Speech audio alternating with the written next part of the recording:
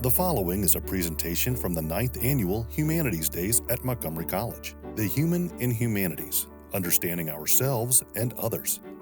This year we offered 30 remote events via Zoom.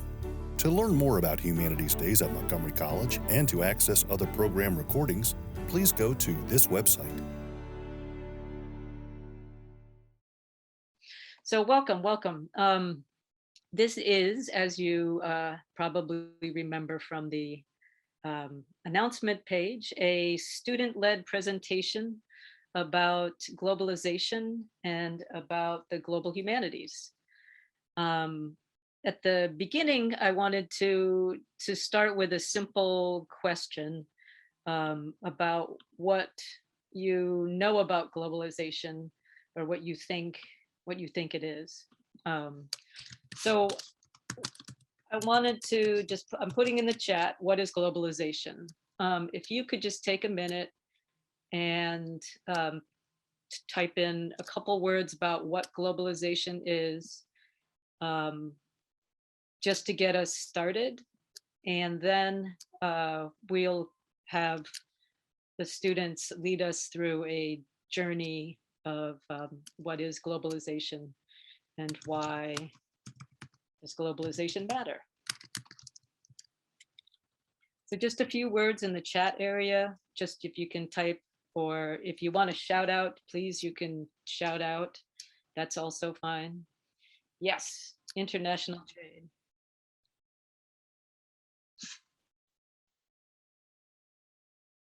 What else is it?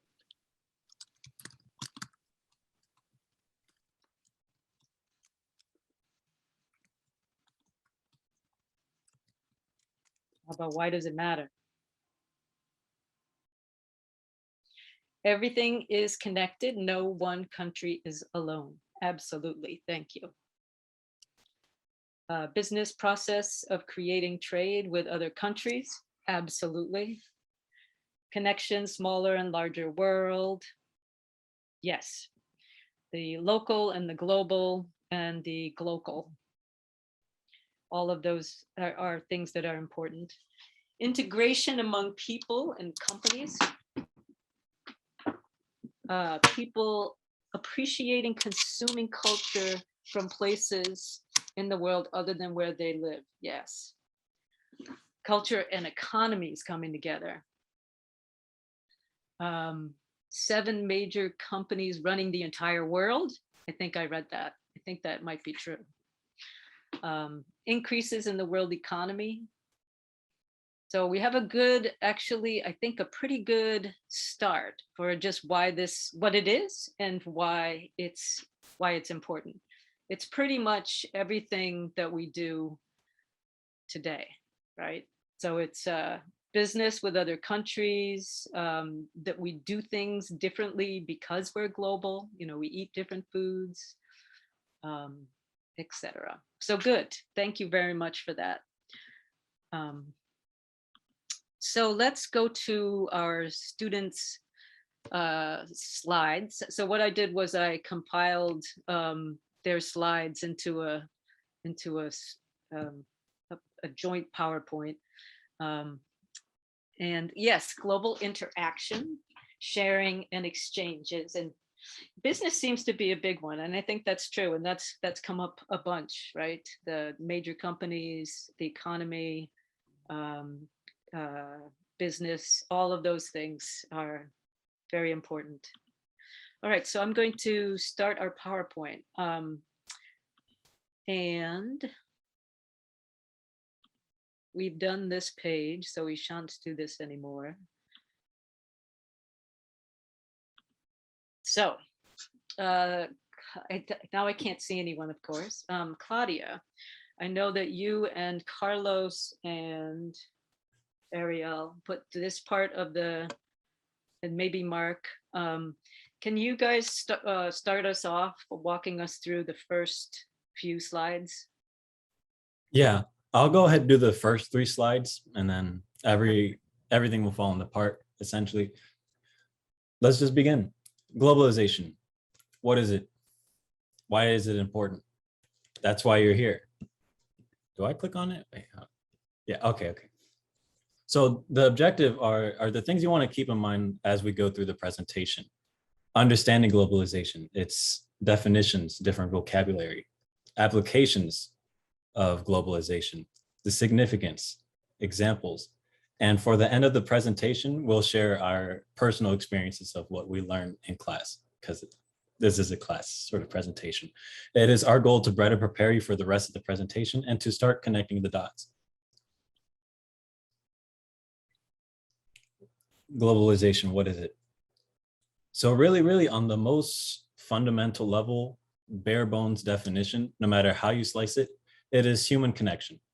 It is human relationships on a global level, local level, relationships. So the bullets say, globalization is the connection of many issues on a worldly basis, the unification of culture and economy of countries around the world, unity or confliction. And I'm gonna add a little bit more to that. So to communicate to you how many things globalization can include, I'm gonna use the compass, north, south, east, west to communicate relationships.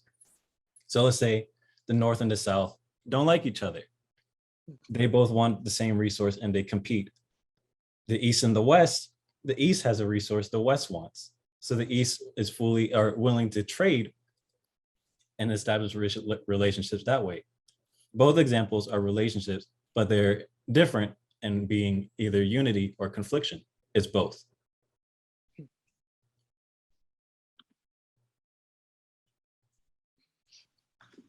Is Claudia there? Yeah, I'm here. Hello. Hi. Should I do this slide? Globalization, the significance. No matter where you go, globalization affects you. Globalization directly shapes the future, and globalization is the most fundamental level of human connection. And globalization is important, obviously, because it makes us all connect together, and also, as it was like stated earlier in their PowerPoint, we don't really have a choice because like we all live together on the same planet. We're all neighboring countries, so we have to interact with each other. So like through trades, through like supplies and all that stuff, and just it's important for all of us countries to be connected. I like that picture. I think it shows that well. Who's working on this slide? I'll do it. That's me. Yep. Okay. Examples of globalization: traveling around the world to discover new cultures, trade agreements between different countries, sharing of information on a medical basis, going to other countries to help fight diseases, immigration of people to different countries. Great.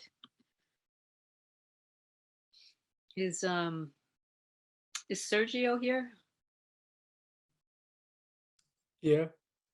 Could you read the next couple slides, because they're about the economy, and I know you presented on NAFTA. I was in global disease, but all right. You were? Oh shoot, I'm sorry. Yeah, I'll take care of the economy and Thank you. slide 11 as well. Okay, thanks. So as we mentioned before, there was a large emphasis on the economy, on finance, which is, well, yeah, that is a very large part in globalization. So the three little headers that I have, outsourcing, free trade, and opportunity, those barely touch the surface.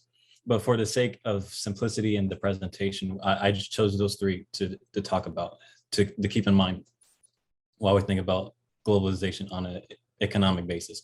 So outsourcing, the employment of cheaper foreign workers. Free trade, an economy that's imports and exports have low tariffs in hopes to equalize economies. That's the theory of free trade. And opportunity, businesses can provide jobs to those in need.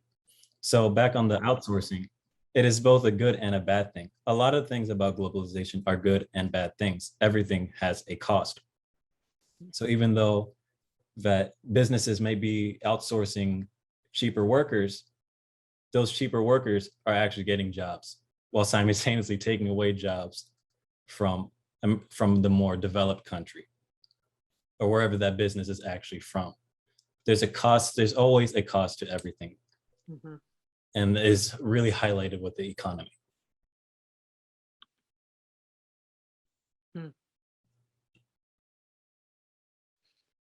So I don't remember who put this one in, but the raw fact is that every successful example of economic development this past century has taken place via globalization.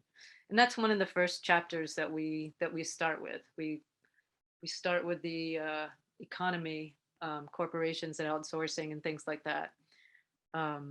Because it's such an important part of the discussion about global humanities. So who talked about free trade in Mexico?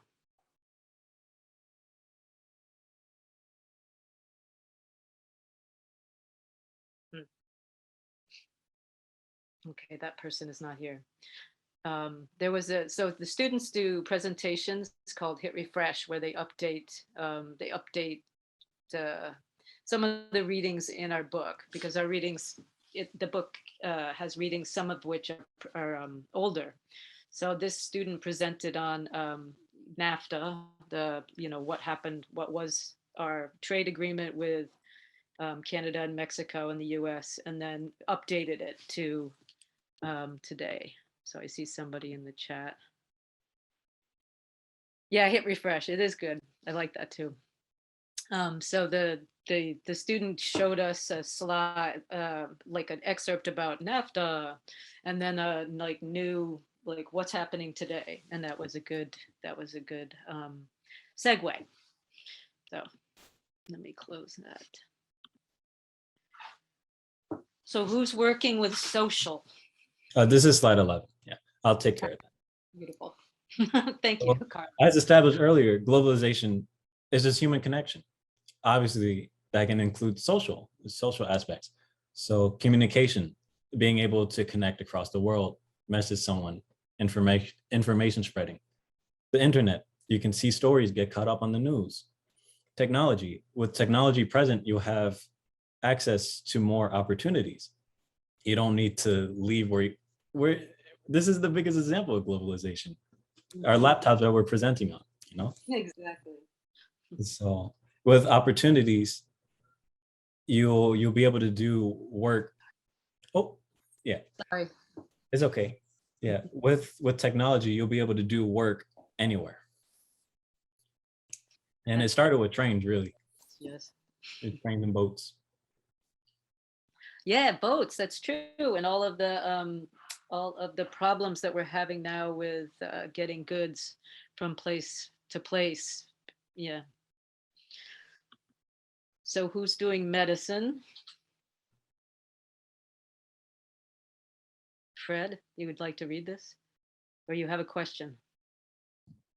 A question could be done at the middle of the presentation, or we should make note for the end.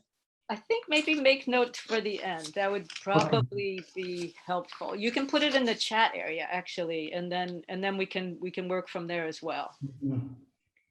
Okay, I make notes on Okay. whatever I hear, and then maybe later I can give my viewpoints or things. We will absolutely have time for that. Yes. Thank you.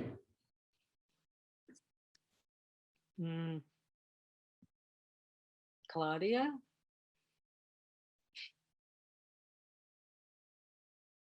Globalization, infection control, medicine. In the 1960s, antibiotics were created to counteract bacterial infections.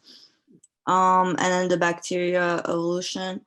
With the introduction of antibiotics, bacteria learn to adapt, so we've become immune to them, and we've built a tolerance to them because we've been using them so commonly. So infection spreading as population greet each other, pathogens spread from one group to another. If we're traveling lots of different countries and we're going from place to place, we're infecting new people.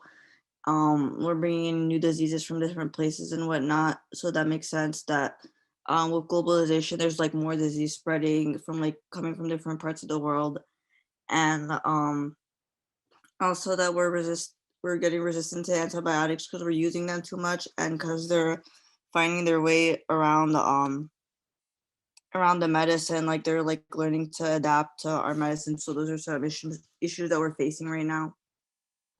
Mhm. Yeah, and that's actually, I think that's our second chapter, was the issue of global disease pandemics and uh, uh, microbes and viruses and the differences between them. So we did spend some time doing that. So this was from Ariel's presentation. She did a art presentation. I think Ariel is here. Is that right? Please.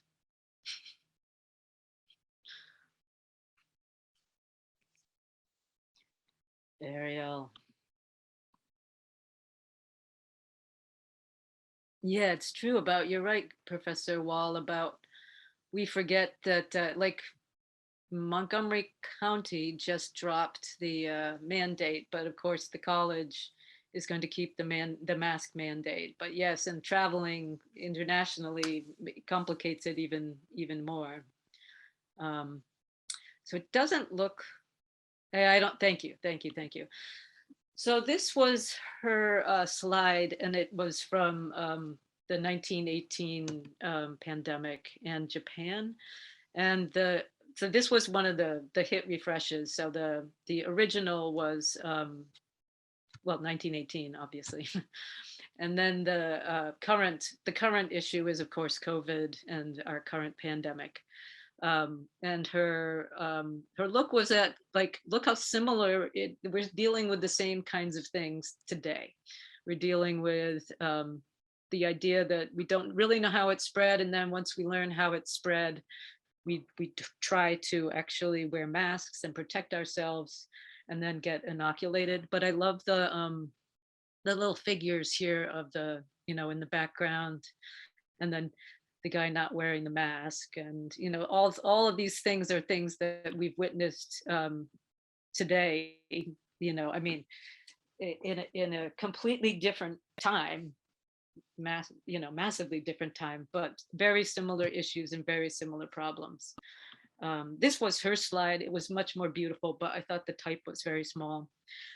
So the first image here, it demonstrates coughing without covering one's mouth and how that spreads germs, which I thought was pretty relevant. Viruses are airborne, as we've learned. The second one advocates the use of masks, obviously, and the last shows the vaccination.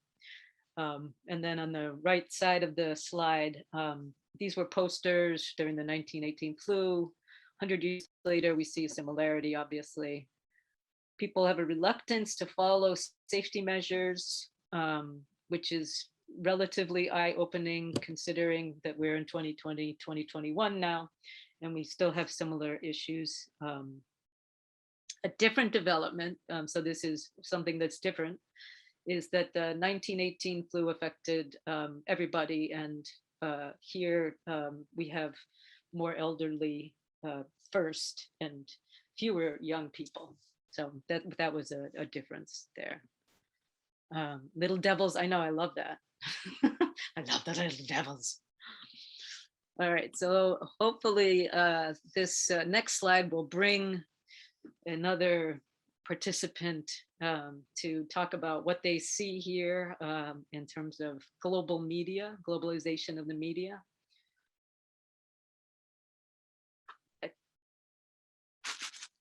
Yeah, I chose this picture, and I thought this was a nice picture to represent globalization, just because it's like a good way to view it.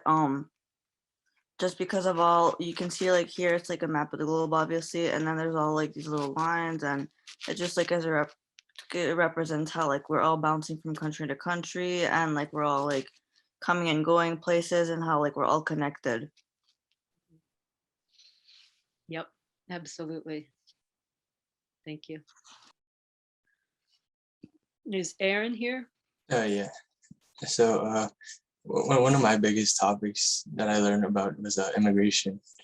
I learned that immigrants are seen as different type of people, like especially like say you migrated here and you've been here for like 5, 10 years, you're still not looked at as the same as like being born here. And I learned like a lot about what drives other immigrants to move to other countries, especially in America, like one of the freest countries in the world. People like to come to America for better opportunities for themselves. And then how people view immigrants illegally and legally, uh, for especially illegally. They in America they try very hard to stop illegal immigrants from coming over here, especially like last year during the Trump era. The the immigrants weren't really accepted as much, and this little image here is just to show how far people are willing to go to migrate over to a different country, especially America, to better themselves. Yeah, those are those are powerful images. Absolutely. Yes. And in our textbook, there's a couple of these pictures are there just people hiding themselves away in the engines and trunks of cars to cross the borders. Now this is Simon, Caddy, Melise, and I think Ariel again.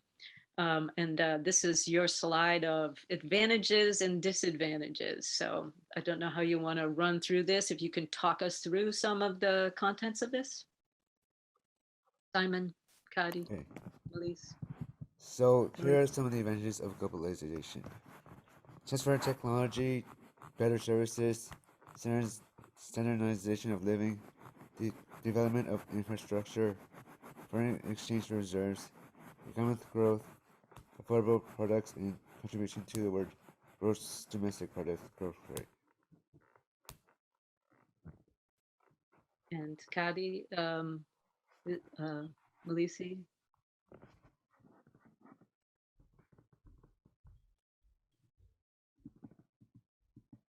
Sorry, I can't.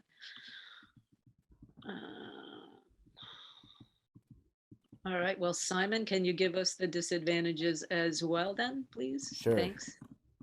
I guess I have no choice, so I mean. Oops, sorry. In my excitement, I clicked the wrong button. Dun, You do dun, have a dun. choice. You always have a choice. No, I you know. don't. But I don't want to be a heel in class, so I'm good. Well, go ahead. So the disadvantages of globalization are unequal economic growth, lack of local businesses, increases potential global recessions, exploits cheaper labor markets, causes job displacement, loss of cultural identity, and global communications challenges. Dun dun Thank you. dun. Beautiful. Thank you. Thank you. So I think we're going to have plenty of time at the end of this to have a discussion. So but I do see that there's two chats. So let me see what's. Oh, you were there. You are here. Oh, I'm sorry that. Sorry to miss you, but maybe we can have you talk another time, Kadi. Thank you. And Simon is doing a great job, even though he wasn't that happy to do it. So I don't remember who put together this beautiful visual representation of globalization. Is the person in the house?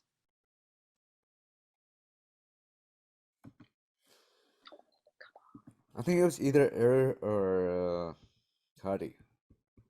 Oh, okay. Well, maybe we can have Kadi talk about it. Can you talk about it?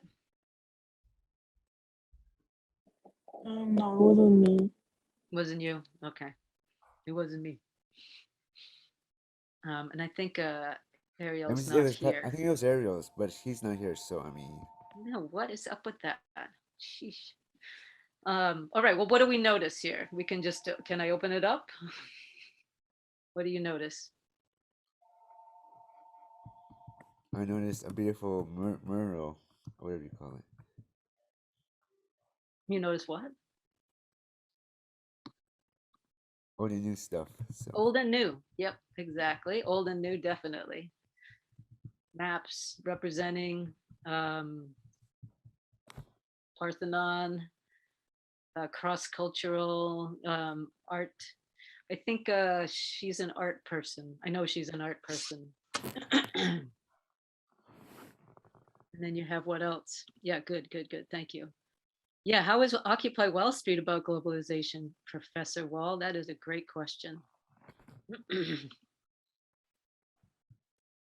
How is that about globalization? Anybody in the class want to give a stab at that one? Mark, you always have something unique to say.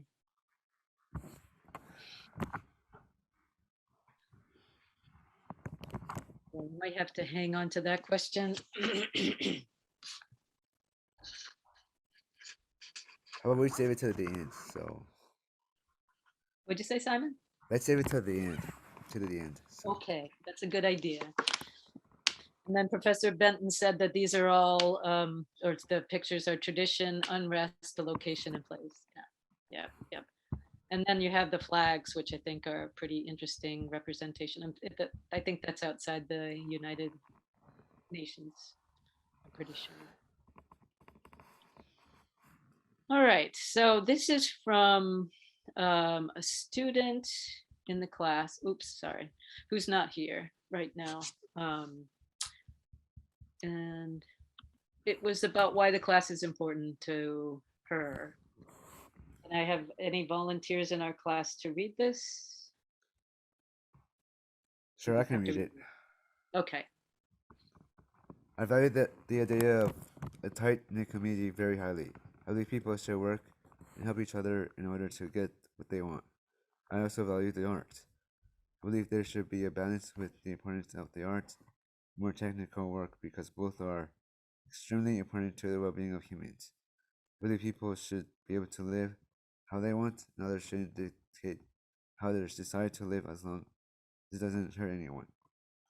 I'm trying to be very resourceful with what I have, mostly because I want to be self-sufficient so that I don't cause so much harm to the world. These are the most basic things about me.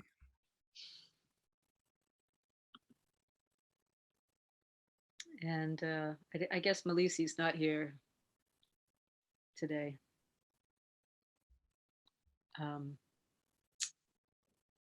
Other thoughts about why he not here? Other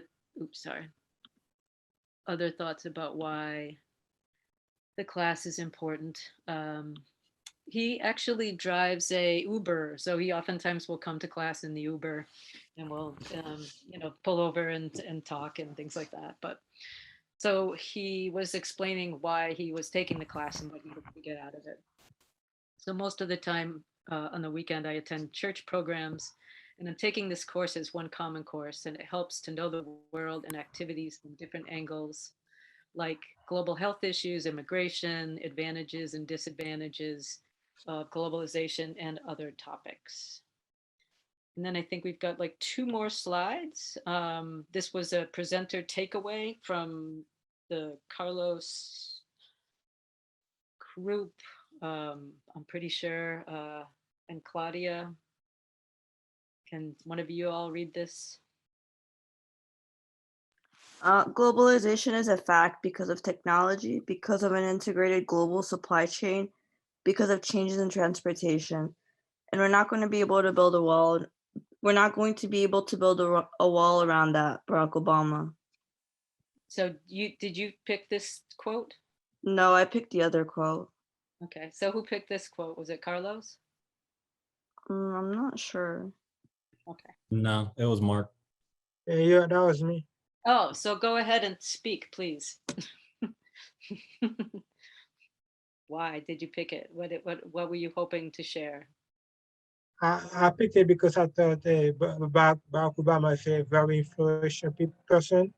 I thought what he think he's been the president of the United States, so he had a good perspective on globalization, because he do politics with people all over the world.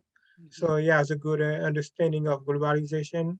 I thought he was a very good person to speak on it.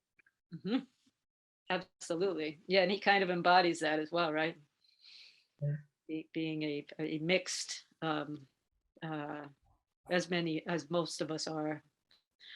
And then this must be Claudia's then. That was mine. Ah, sheesh, I'm gonna get an F. Yeah, Claudia's. Chill, professor, don't go like that. There's also a CS in the bottom left corner. Oh, got it. Carlos Scott, got it. Okay, sorry about that. So All right, this go is ahead. more personal for me, like why this is significant for me. It can also be applied to you, but this is mine. To let you know that I'm a human who's also learning. That's why I put like a plant, because it's like we're growing. So, no matter how you slice it, there's so much to learn from humanities. Humanities is a good way to challenge what you think you know. Because when you come into the class, you're going to be thinking one thing, then you're going to learn about other things.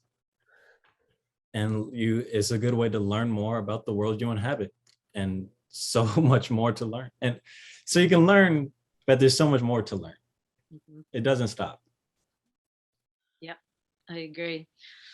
Yeah, at one point I had a student say something along the lines of, this class is great. It's a class about everything, just that you just keep learning and learning about things that you wouldn't have thought you could learn about because you didn't even know they were there to learn. So it's kind of that kind of cycle. So thank you for sharing that. Yeah, thanks a lot. Professor, Mm-hmm. Melissa can't get in, so he's trying to get in. So can you, is there any way for him to get in? Who's trying to get in? Melissa. Oh, really? I do not see anybody in the waiting room right now. Okay. All right. Well, that's too bad. All right. So let me Simon, if you're in contact with him, if you could tell him to click out and try to click back in through the link, and hopefully I'll see him in the waiting room and can let him in. Okay. Thank you. You're welcome.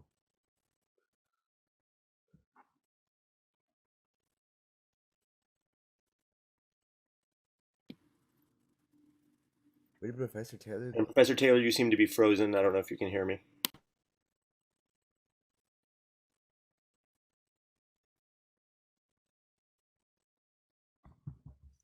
She might want to pop out and pop back in, but just don't end meeting for all.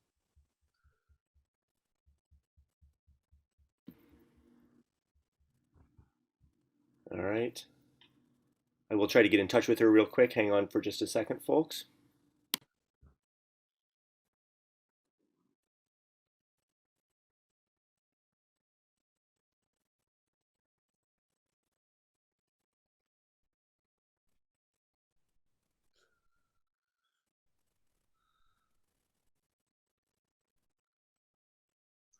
Oh, if it's possible to turn off the transcriptioning, we can do that. But maybe the host has to do that. I'm not sure. But if we can turn. I do have mine on as well. Do you think it would help for me to turn mine off? Yeah, I know right before you guys started, we decided that it's probably not a good idea to run it since it's been freezing people. Okay. So that just happened a few minutes before. So Got you it. can turn it off. So hide subtitle, will that be? I don't know how it works. I've never used it. So sorry. Disable auto transcription. I think that's what I'm looking at, right? Yeah, I think that's it. Okay. So I did that and we're not transcribing anymore. Let me just go behind the scenes here and get in touch with Professor Taylor, who is not in the room right now. I'm not seeing anybody on the waiting list. Don't worry, I'm ready to lead some discussion if we need to. I don't know about ready. I will if we need to, but hang on just a second, folks.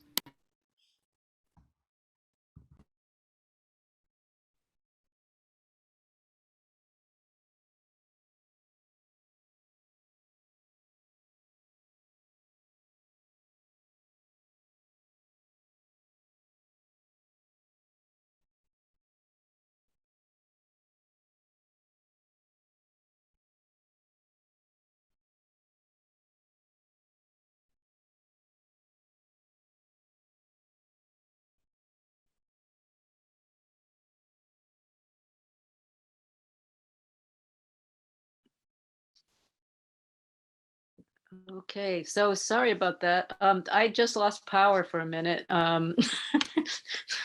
Everything turned off. They're taking a school down in my backyard, so it could be that they hit some kind of line. But so yeah, and I just see that they did tell us to turn off the auto transcribe, which it looks like it's off actually right now anyway. But anyway, I apologize for that. But it just for the perfect amount of time. What'd you say? I said it looks like I stalled for the perfect amount of time. Yeah, exactly. All right, well, welcome back. Not like anyway. So let's go back to I think I'm not going to have any of the chat because of course my computer shut down and now it's so I don't have any of our questions or comments from our conversation before, but I know that Fred has some okay, go ahead.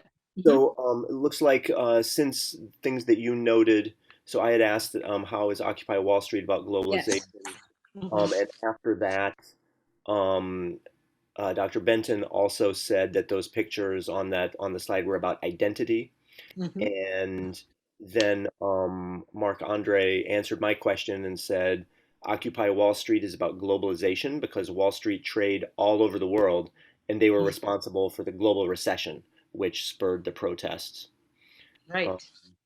And then Jennifer Voss said, staying curious, lifelong learning, so true. Thank you for sharing, Carlos, about Carlos's personal thoughts on the slide.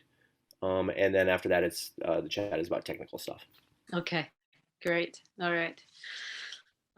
So let's open it up to questions from each other, the audience, our contestants. Yes, Fred. Please go right ahead and tell us what you're thinking and what you're thinking about. You're muted still. Very, very interesting topic, at least for me, that I have also read about it. And I'm so glad that I heard so many comments from students and young generation about the issues. I think education and understanding is an important element for the globalization. I mean, education at all levels in all countries of the world, because we don't have that yet in many countries, that they haven't had resources to develop to all levels of their community. This is one of the elements. Also, it came to my attention that economy is one of the things that was addressed as an important topic in globalization. And also we can see equity of wealth, even in developed countries, is not there. It should be some fair distribution of wealth among the people of each country and among the countries in the world, to share the resources that they have and exchange the resources to bring that kind of equity of capital, and which is the main element of the education and health in each country. And I found one of the barriers of globalization is extreme nationalism. Nationalization. Because we think as early human beings that they had boundary for their grazing and hunting, and we have very serious issue on borders for protecting it and minimizing the communication and traveling.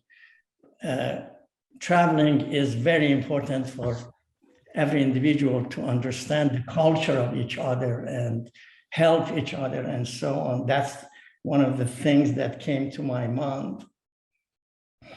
With regard to technology, one barrier I have seen is the right of patterns that we have. Even some in one country, I'm not talking about international, but even in one country, they register the pattern and they don't provide it easily to others to use, but unless they pay for that or whatever, that's another thing, a barrier. And one more thing that needs to be added to the issues of the globalization that address is the topic of environment.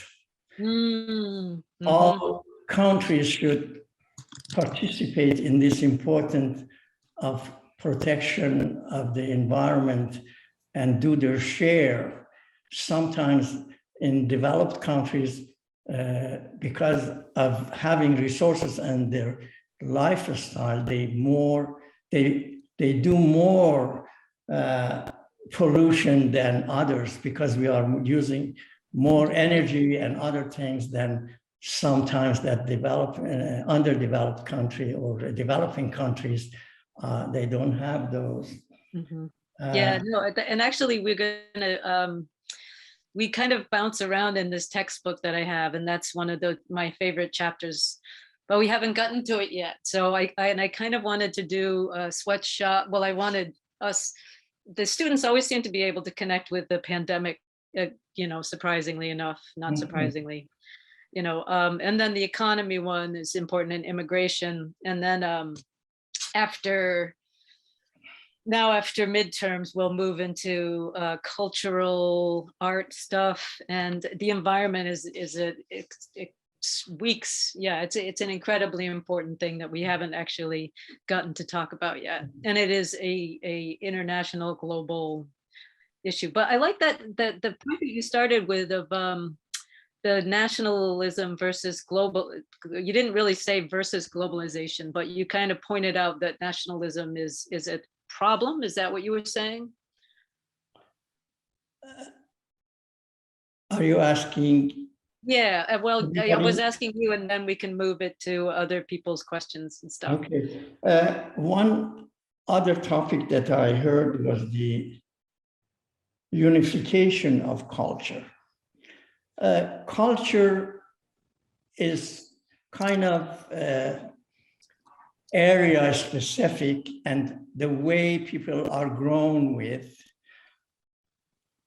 it should be understood.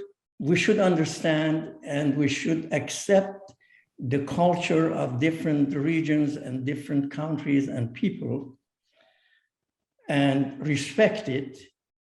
But it's good to maintain it the same as United States, that we have different origin with the cultures, different cultures, they have moved to this country. They have maintained it, but they have also adapted themselves to the overall culture and rules and regulations of that country. But sometimes the music of that, the art of that, some regions, I really enjoy when I travel to different countries and I see their own culture that they are living with and they are enjoying it. And that's one thing that I wanted also in my notes. Sorry that I'm taking the time of the others to give it. But the last thing I should say, how can we reach to the ideal globalization, which is the trend of the growth of the humanity? You know, these are the things that maybe you make note on that, and in future, this topic is very, very interesting for me and for the future, when I think of the future of the world and generations, new generations. So you mean population growth? Is that what you mean? I mean, the growth of the humanity when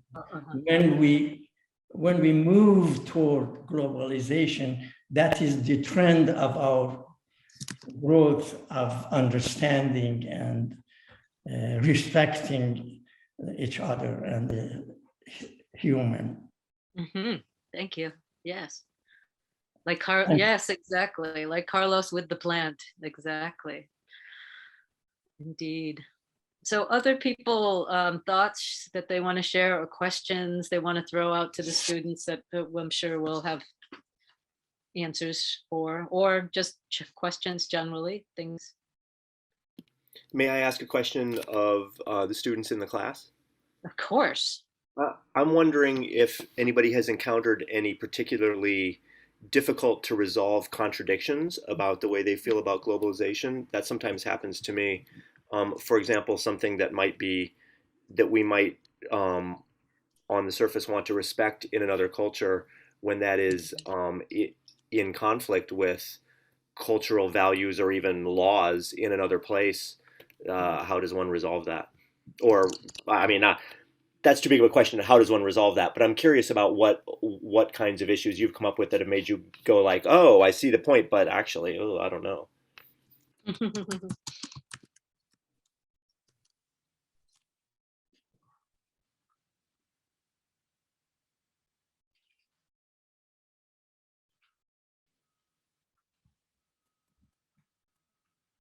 No contradictions. No, we did. The most controversial thing that's like, how do you ever solve that is like immigration. Like one of the things we went over in class is like this kind of Uncle Sam looking guy, and he's on the border of Mexico. And in both of his hands, he says, "You're welcome, and you can leave." Something like that. Like that's how the problem is. We want them. We want immigrants. We dislike immigrants too. It's just impossible to solve. It's not impossible, but it's a hard concept to grasp. Like, what is the right thing to do? Yeah, and it really is no, that's a really good one. It really is a global problem too, because like we have borders. Like Right. for that for that problem to be solved, we'd have to think about national borders in a completely different way. And like, are we ready to do that? Right. Should we have no borders is sort of one of the things that comes up. It's like, well, why do we even have borders? You know, in learning about the history of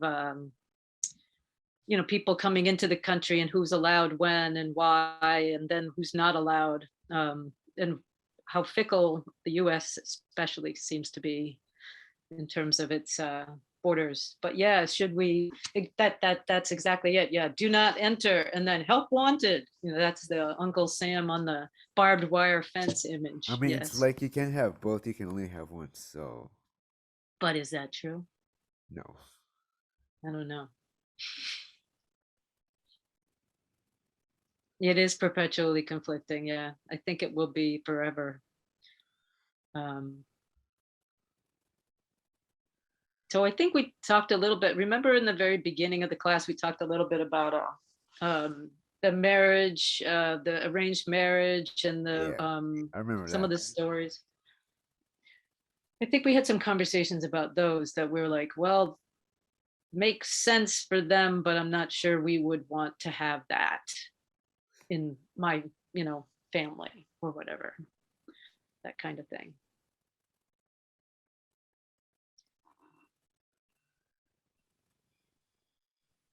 Yeah, that conversation was very interesting. It's like, if it's so bad, why does it exist? Right. How does it continue to be endorsed and be sustainable? Those are the big questions. You think, what? Forcing me to marry someone, that's awful. And then you see it happening across the world and they're fine. Or we're led to believe that, doing anything about it. Yeah, it's like, no thanks, I'm good. I would not have anyone pick my marriage for me, so. And then another crazy thing is that we watched like a video on arranged marriage, and those people were happy. I was like, they do what they do. It's also true though that there are, and I don't know if you had any in your texts and stuff, that I mean, you do hear stories about arranged marriages that are just really traumatic and repressive as well. So Professor Wall is a former global humanities teacher as well. Sorry, I'll try to be quiet. No, it's good. No, and I want them to know that. Is a former, that's all I typed, sorry. So Melise, are you you got in here a little late. It works good in India. Okay, good. So now we have he's in the house now, but missed some of his presentation. But it's good that you're here. Anybody else want to talk about any of the conflicting things that you learned about? And I remember why it's so endorsed over there, because when you have an arranged marriage, it's kind of like the adults are in control or empower the situation. And because of that, the adults are in unity on what's best for the families together. Right. I mean, it's like they be spying on you and stuff. You be like, hey, stop spying on me. And so I think that's how it's so heavily endorsed, because if both families agree, they'll be willing to make the marriage function properly. Yes, and that's the pro of it. That's what they were saying is the pro of it, is that you have the families are behind the entire unification, and that makes it a socially strong institution, right? As well as perhaps suffocating, to some, if it's not the right marriage. So go ahead, Melissa, and then we'll take your comment, Fred. Okay, thank you. Yeah, I think about arranged marriage we discussed last time, especially like India and other parts of the country. It works out because when they do the arranged marriage, like you said, they have a support from the behind, because if any conflicts happen among the family, they're gonna solve it right away. But if you, and most of the time, it is reliable and the family grow up in good condition. But other places, even though it's not arranged and married and they get married with love, still it's kind of 50-50 just to build a good family. So I think arranged marriage is good. Thank you. Thank you. All right. And Fred. I think Carlos brought the topic of immigration. I want to make a comment on that. One of the reasons that people, they move from their own country and they would like to go to other countries. It's the main thing is, the one reason is they are not safe. There is war or something in their country and they want to go to the safer place. The other thing is for better life, for better education that exists, or opportunities in other countries. And if globalization make those needs of the countries, everybody likes to live in the country which is born with the culture that they have. And those are the reasons that they go to other countries. But globalization, if it reaches to its level, that ideal level, that will reduce this immigration barriers and also whatever exists, that borders and all these things. And I think the other elements, which is education and economy in each country, when it reaches to that level, that will help people to stay where they are and travel and enjoy other cultures and other areas of the planet. And that was the comment for Carlos' topic of immigration that I added.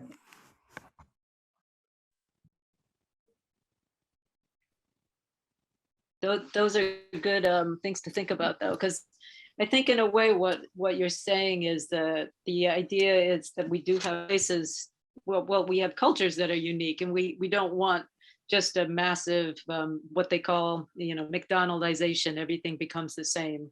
we want to respect and learn from the differences. But of course, so much of that has never really existed, because from the very beginning, there've been intersections. But you do have, like with the modern nation state, this idea of what Simon put in, push and pull. Countries, the pull to go someplace else, and then the push to get out, of course. And then to want to find a better life is obviously key, or to avoid being killed. There's so many levels that people have to move, refugees and things. So yeah, it's amazingly difficult to pull apart. And one other thing that we talk about a lot is the concept of globalization, which is where you have a kind of it's not really an overlap, but it's kind of like a hybridization of the local culture with the global institutions that kind of come in. Yeah, globalization, exactly. You have so in our textbook, there's a picture of a Starbucks in a temple in China. It's not in a temple, it's in a like an old building, but of course it's Starbucks and it sells coffee. And then you have music that I think music is a wonderful example, an animation, anime of where you find the hybridization of different cultures, and that makes it's just profoundly moving in its newness, because it's not the old, and it's not something completely different. So let's see. Professor Wells said, I would say that for many young people, yeah, especially women and girls, arranged marriage doesn't work out. Agreed. The values of the rights of individuals, and that's another huge thing that we talk about, is the rights of the individual, the rights of the community, the rights of communal decisions that are made. Anyway, enough about me blabbing. Let's look at Theta's question, which is, what is being done in our country to go toward the ideal of globalization? I do not know. What do you mean by that? Can you explain a little bit? And then we have to wrap things up in about 5 minutes. Sorry. Well, politically, what is being done at this point, politically?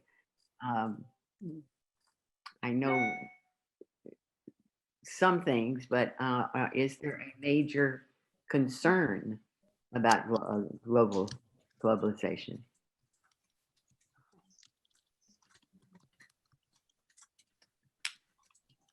Did you hear that? Yes. Oh, okay. I'm typing it in the when I'm thinking, and so when I think, I type, and then I put it in the chat so we can all think together. I can't think of anything like politically, but one that's still like applicable of how globalization is trying to push humanity forward is sort of the shift from gasoline to electric vehicles. Okay.